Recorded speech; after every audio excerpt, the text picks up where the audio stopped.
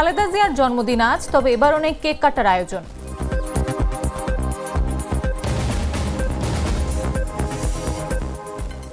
রাজশাহীতে ঋণের দায়ে 2 সন্তান সহ স্ত্রীকে হত্যার পর স্বামীর আত্মহত্যা।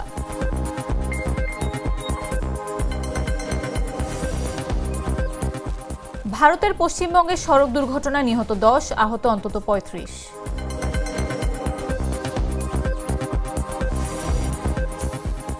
পারমাণবিক ব্ল্যাকমেল সহ্য করবে না ভারত, স্বাধীনতা দিবসে কঠোর বার্তা নরেন্দ্র মোদীর।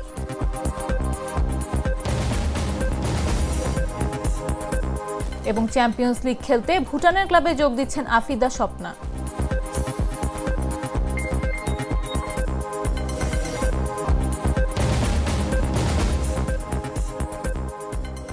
দুপুর 1টা নিউজে সবাইকে আমন্ত্রণ। সাথে আছে আমি নাফিস আব্দুল্লাহ।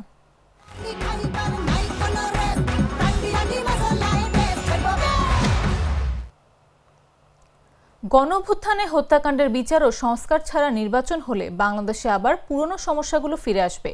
সম্প্রতি মালয়েশিয়ার কুয়ালালামপুরে সিঙ্গাপুর ভিত্তিক চ্যানেল নিউজ এশিয়া CNN টেলিভিশনকে দেয়া এক সাক্ষাৎকারে প্রধান উপদেষ্টা অধ্যাপক মোহাম্মদ ইউনূস একথা বলেন। সাক্ষাৎকারে বাংলাদেশে একটি গ্রহণযোগ্য, পরিষ্কার ও উৎসবমুখর নির্বাচন আয়োজনের কথাও বলেছেন প্রধান উপদেষ্টা। সরকারের দায়িত্ব নেওয়ার পর যেসব লক্ষ্য নির্ধারণ করেছিলেন সেগুলো অর্জনের কাছাকাছি পৌঁছেছেন বলেও জানান তিনি। মোহাম্মদ ইউনূস বলেন, নির্বাচন যদি বৈধ না হয় তাহলে এর কোনো অর্থ নেই। তার কাজ হলো এমন একটি গ্রহণযোগ্য, পরিষ্কার ও আনন্দদায়ক নির্বাচন নিশ্চিত করা। তার সরকার প্রায় লক্ষ্যের কাছে পৌঁছে গেছে। বহু বিষয় সংস্কার প্রয়োজন, কারণ যে রাজনৈতিক ব্যবস্থা ছিল তা দুর্নীতিগ্রস্ত, অপব্যবহার ও অপপ্রয়োগে ভরা। পাশাপাশি হাসিনা যেন বাংলাদেশ অস্থিতিশীল করার সুযোগ না পান, সেই বিষয়ে ভারতের প্রতি আহ্বান জানানো হয়েছে বলেও জানান প্রধান উপদেষ্টা। It's a nation who lose its crowd because we have to feed the people. To everybody, I say the same thing. I said this is the wrong process. This is not the right process. Why should we be dragged here to negotiate? You know the problem. You sit down, how much you can give, so that we can, within a time-bound framework, within this period, we want to solve this problem. BNP chairperson ও সাবেক প্রধানমন্ত্রী বেগম খালেদা জিয়ার 81তম জন্মদিন আজ। 1945 সালের 15 August তিনি দিনাজপুরে জন্মগ্রহণ করেন। বাবা ইস্কান্দার মজুমদার এবং মা তৈবা মজুমদারের তৃতীয় সন্তান খালেদা জিয়ার জন্মদিনে দলীয়ভাবে এবারও কেক কাটার কোনো আয়োজন থাকছে না। দলীয় নেতারা জানান, এবারের জন্মদিনে ঢাকা সহ সারা দেশে বিএনপির কার্যালয় ও বিভিন্ন মসজিদে মিলাদ ও দোয়া মাহফিলের আয়োজন করা হবে। এতে মুক্তিযুদ্ধে 1990 সালের গণ আন্দোলনে এবং 2024 সালের গণঅভ্যুত্থানে নিহতদের আত্মার মাগফিরাত এবং আহতদের সুস্থতা কামনা করা হবে। কেন্দ্রীয়ভাবে নয়াপল্টনে বিএনপির কার্যালয়ে সকাল 11টায় এই দোয়া মাহফিল হবে। 2024 সালের 5 আগস্ট আওয়ামী লীগ সরকারের পতনের পরদিন স্থায়ী মুক্তি পান খালেদা জিয়া। এরপর এটি তার দ্বিতীয় জন্মদিন, যা তিনি মুক্ত পরিবেশে পালন করছেন। তবে বিএনপি বলছে, জুলাই আগস্টের শহীদ ও আহতদের স্মরণে কেক কাটা সহ অন্য কোনো আড়ম্বরপূর্ণ কর্মসূচি থাকবে না।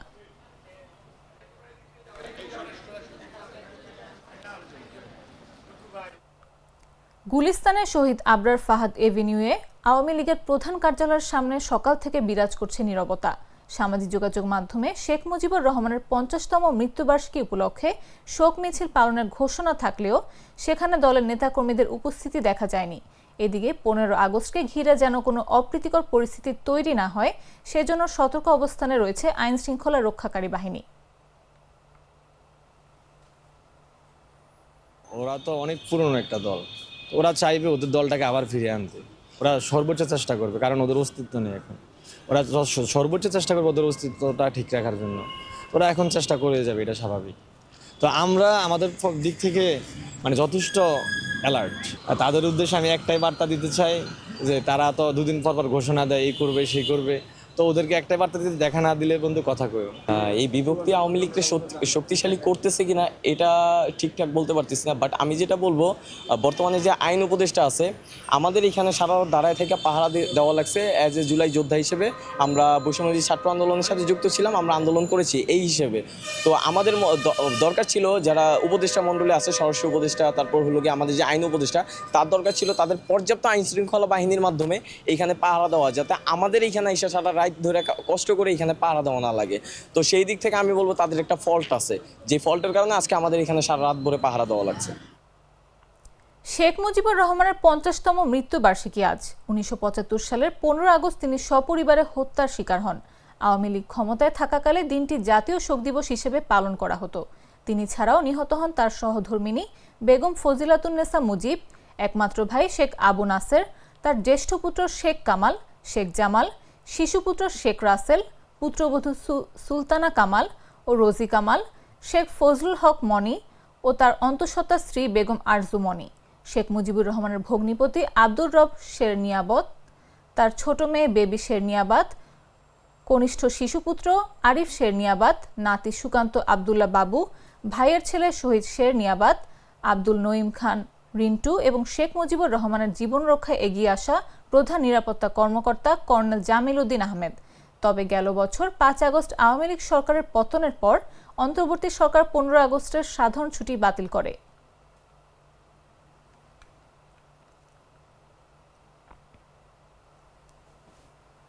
আমি তো মশলা বদলে ফেলেছি, এবার আপনিও বদলে ফেলুন। একবার প্রাণ গুঁড়া মশলা ব্যবহার করেই দেখুন। বঙ্গোপসাগরের সৃষ্ট লঘুচাপটি ক্রমেই ঘনীভূত হচ্ছে। এই লঘুচাপের প্রভাবে বঙ্গোপসাগরে বায়ুচাপের অধিক তারতম্য বিরাজ করছে। এই অবস্থায় উত্তর বঙ্গোপসাগর, বাংলাদেশের উপকূলীয় এলাকা ও সমুদ্র বন্দরগুলোতে অস্থায়ী ঝড়ের আশঙ্কা রয়েছে। সেজন্য দেশের 4 সমুদ্র বন্দরকে 3 নম্বর, পুনঃ 3 নম্বর স্থানীয় সতর্ক সংকেত দেখিয়ে যেতে বলা হয়েছে। একই সঙ্গে অভ্যন্তরীণ নদী বন্দরগুলোকে 1 নম্বর সতর্ক সংকেত দেখাতে নির্দেশ দিয়েছে বাংলাদেশ আবহাওয়া অধিদপ্তর। শুক্রবার ভোর 5টা থেকে দুপুর 1টা পর্যন্ত দেয়া আবহাওয়ার পূর্বাভাসে জানানো হয়, খুলনা, বরিশাল, পটুয়াখালী, নোয়াখালী, কুমিল্লা, চট্টগ্রাম ও কক্সবাজার অঞ্চলের ওপর দিয়ে দক্ষিণ ও দক্ষিণ পূর্ব দিক থেকে ঘন্টায় 45 থেকে 60 কিলোমিটার বেগে অস্থায়ীভাবে দমকা বা ঝড়ো হাওয়া বয়ে যেতে পারে। এসব অঞ্চলে বৃষ্টি ও বজ্রসহ বৃষ্টি হতে পারে এ সময়।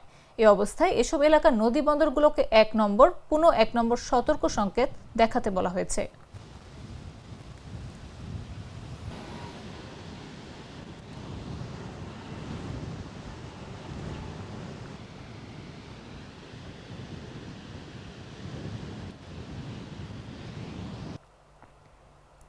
রাজশাহীতে একই পরিবারের 4 জনের মরদেহ উদ্ধার করা হয়েছে।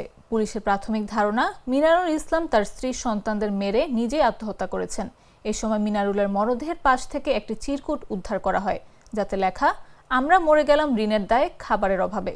শুক্রবার সকাল 9টার দিকে পবার বামনশিকর এলাকায় একটি বাসা থেকে মরদেহগুলো উদ্ধার করা হয়। নিহতরা হলেন মিনারুল ইসলাম, তার স্ত্রী মনিরা বেগম, ছেলে মাহিম ও 1.5 বছর বয়সী মেয়ে মিথিলা। পুলিশ বলছে, মিনারুল স্ত্রীকে ওড়না দিয়ে, মেয়েকে গামছা দিয়ে শ্বাসরোধে হত্যা করেন। পরে ছেলেকে শ্বাসরোধে হত্যার পর নিজে আত্মহত্যা করেছেন। উদ্ধার করা চিরকুটে লেখা রয়েছে, আমি নিজ হাতে সবাইকে মারলাম, এই কারণে যে আমি যদি মরে যাই তাহলে আমার ছেলে মেয়ে কার আশে বেঁচে থাকবে? কষ্ট আর দুঃখ ছাড়া কিছুই পাবে না।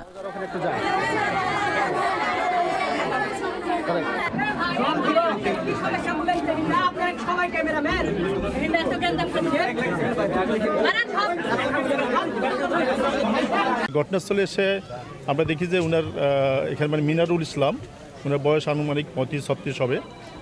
তো উনার বাড়িতে 2টা কক্ষ, এক কক্ষে উনার স্ত্রী এবং একটা মেয়ে, 2 বছরের একটা মেয়ে বাচ্চা, আর আরেক কক্ষে উনার একটা ছেলে এবং যে ভিকটিম যে মানে মিনারুল, উনাকে আমরা দেখতে পাই। তো এখানে যেটা দেখা হচ্ছে যে স্ত্রী এবং যে ছোট বাচ্চাটা তারা যে কক্ষে আছে পাশের রুমে, সেখানে তাদের গলাতে মানে শ্বাসরোধ করে হত্যা করা হয়েছে মনে আমাদের কাছে প্রাথমিকভাবে মনে হচ্ছে।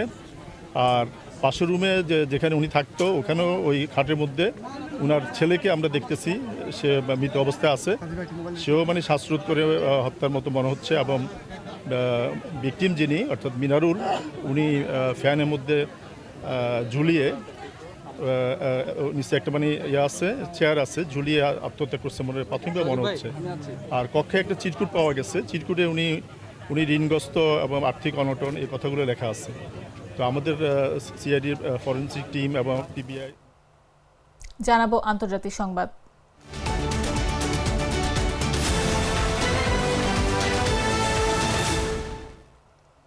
পশ্চিমবঙ্গ জুড়ে ৭৯তম স্বাধীনতা দিবসের দিন সকালে ভয়াবহ পথ দুর্ঘটনায় মৃত্যু হল 10 জনের। এ ঘটনায় আহত হয়েছেন অন্তত 35 জন। সকলকে উদ্ধার করে বর্ধমান মেডিকেল কলেজ হাসপাতালে নিয়ে যাওয়া হয়েছে। আহতদের বেশ কয়েকজন আশঙ্কাজনক অবস্থায় হাসপাতালে ভর্তি আছেন। শুক্রবার সকাল 7টা নাগাদ পশ্চিমবঙ্গের পূর্ব বর্ধমানের 19 নম্বর জাতীয় সড়কের নলা ফেরিঘাটে দুর্ঘটনাটি ঘটে। জানা গেছে, দুর্গাপুরের দিকে যাওয়ার পথে একটি যাত্রী বোঝাই বেসরকারি বাস একটি দাঁড়িয়ে থাকা ট্রাকের পেছনে সজোরে ধাক্কা মারে। বাসটির গতি এতটাই ছিল যে বাসটির সামনের দিকের অংশটি পুরো দুমড়ে যায়। দুর্ঘটনার সঙ্গে সঙ্গে পুলিশকে খবর দেওয়া হয়। ঘটনাস্থলে পুলিশ পৌঁছে স্থানীয় বাসিন্দাদের সহযোগিতায় সকলকে উদ্ধার করে বর্ধমান মেডিকেল কলেজ ও হাসপাতালে নিয়ে যায়। সেখানে কর্তব্যরত চিকিৎসকেরা তাদেরকে দেখে 10 জনকে মৃত বলে ঘোষণা দেন।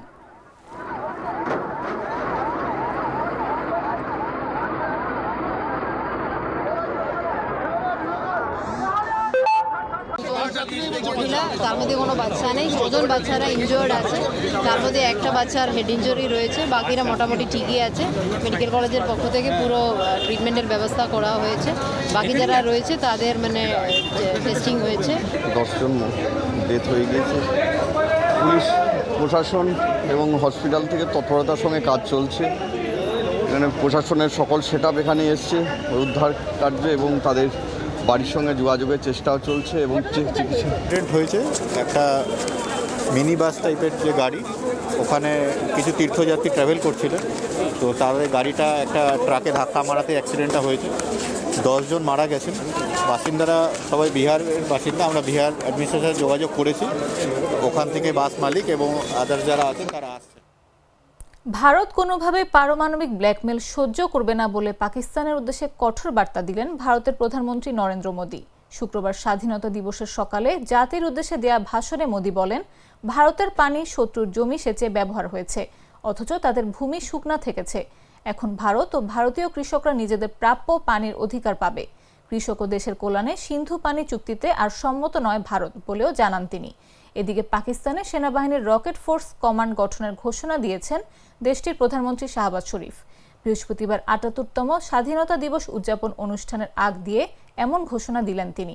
আধুনিক প্রযুক্তি সম্পন্ন এই ফোর্স শত্রুকে সব দিক থেকে আঘাত হানতে সক্ষম হবে বলে জানিয়েছেন শাহবাজ। দুধার চকলেটে একাকার হয়ে ওঠা প্রাণ লেয়ার সম্পর্কের মিষ্টি ম্যাজিক। এবারে খেলার খবর।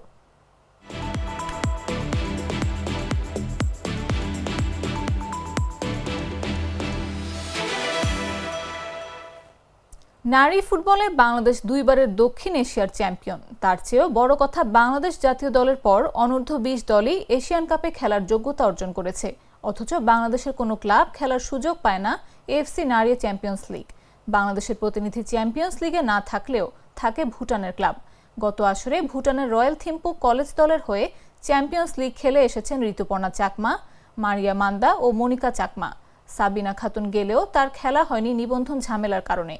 এবারের চ্যাম্পিয়ন্স লিগেও খেলছে ভুটানের ক্লাবটি। এই ক্লাবের হয়ে এবার চ্যাম্পিয়ন্স লিগে অভিষেকের অপেক্ষায় বাংলাদেশের 5 নারী ফুটবলার। রয়্যাল থিম্পু কলেজের হয়ে ভুটানের ঘরোয়া লিগ খেলেছেন তহুরা খাতুন ও শামসুন্নাহার জুনিয়র। দলটি চ্যাম্পিয়ন্স লিগের জন্য বাংলাদেশ অধিনায়ক আফিদা খন্দকার সহ আরও 3 ফুটবলারের সাথে চুক্তি করেছে। অন্য 2 জন হচ্ছেন স্বপ্না রানী ও শাহেদা আক্তার রিপা।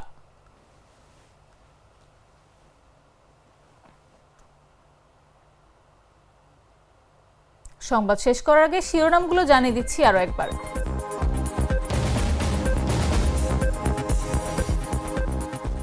খালেদা জিয়ার জন্মদিন আজ, তবে এবারও নেই কেক কাটার আয়োজন।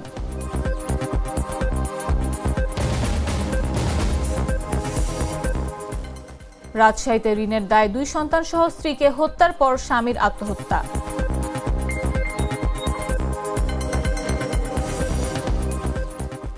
ভারতের পশ্চিমবঙ্গে সড়ক দুর্ঘটনায় নিহত 10, আহত অন্তত 35।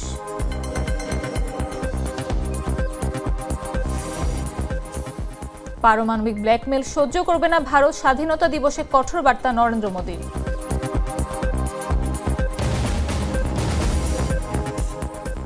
এবং চ্যাম্পিয়ন্স লিগ খেলতে ভুটানের ক্লাবে যোগ দিচ্ছেন আফিদা স্বপ্না।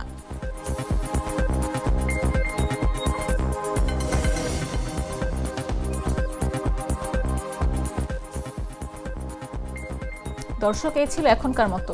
প্রতি মুহূর্তের সর্বশেষ খবর পেতে ভিজিট করুন jagonews24.com, ফলো করুন আমাদের ভেরিফাইড ফেসবুক পেজ এবং সাবস্ক্রাইব করুন জাগো নিউজের ইউটিউব চ্যানেল। এতক্ষণ সাথে থাকার জন্য ধন্যবাদ সবাইকে।